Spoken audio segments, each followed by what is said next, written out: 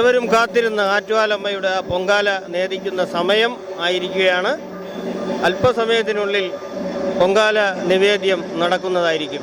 എന്തായാലും ഇത്ര ഒരുമയോടുകൂടി കേരളത്തിൻ്റെ, അതോടൊപ്പം തന്നെ കേരളത്തിൻ്റെ മാത്രമല്ല മറ്റ് സംസ്ഥാനങ്ങളിൽ നിന്നും അന്യരാജ്യങ്ങളിൽ നിന്ന് പോലും നിരവധി ആൾക്കാരാണ് അമ്മയ്ക്ക് പൊങ്കാല അർപ്പിക്കാനായി തിരുവനന്തപുരം നഗരത്തിലെത്തിയത്.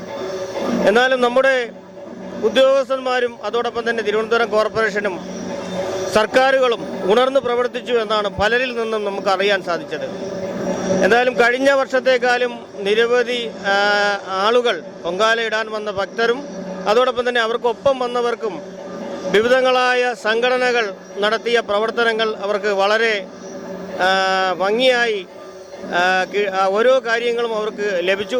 ഉദാഹരണത്തിന് വെള്ളം, ഭക്ഷണം, അതോടൊപ്പം തന്നെ വെള്ളത്തിന് ഏറ്റവും കൂടുതൽ വിഷയം വന്നതായിരുന്നു. തിരുവനന്തപുരം നഗരത്തിൽ പല സമരങ്ങൾ നടന്നു, തലയിൽ കുടം വച്ചുള്ള സമരം നടന്നു. എന്തായാലും ഈ ഒരു പൊങ്കാല നേദ്യത്തിന് മുന്നേ എല്ലാം ഭംഗിയായി അവസാനിച്ചു എന്നുള്ളത് ആ അമ്മയുടെ ഒരു കടാക്ഷം കൊണ്ട് മാത്രമാണ്. എന്തായാലും ജനങ്ങളിൽ നിന്ന് ഞങ്ങൾക്കറിയാൻ സാധിച്ചത് ഇവിടുത്തെ ഭരണസംഹിതയും അതോടൊപ്പം തന്നെ തിരുവനന്തപുരം കോർപ്പറേഷനും മറ്റ് സന്നദ്ധ സംഘടനകളുടെയും ഒരേ ഒരുമയോടുള്ള പ്രവർത്തനമാണ് ഈ ഒരു പൊങ്കാല വിജയത്തിലെത്താൻ സാധിച്ചു എന്നാണ്.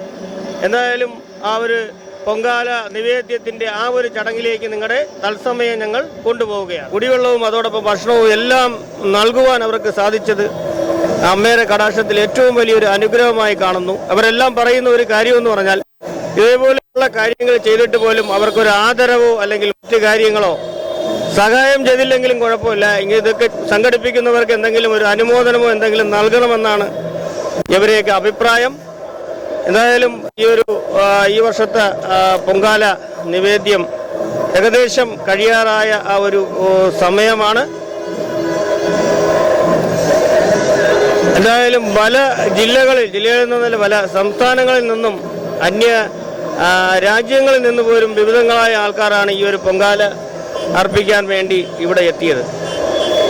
എന്തായാലും എല്ലാവർക്കും BMTV ന്യൂസിൻ്റെയും വിഘ്നേശ്വര ചാരിറ്റബിൾ ട്രസ്റ്റിൻ്റെയും 1000 നന്ദി രേഖപ്പെടുത്തിക്കൊണ്ട് ഞങ്ങൾ ഈ ഒരു തത്സമയ വീഡിയോ ഇവിടെ അവസാനിപ്പിക്കുന്നു. നന്ദി, നമസ്കാരം.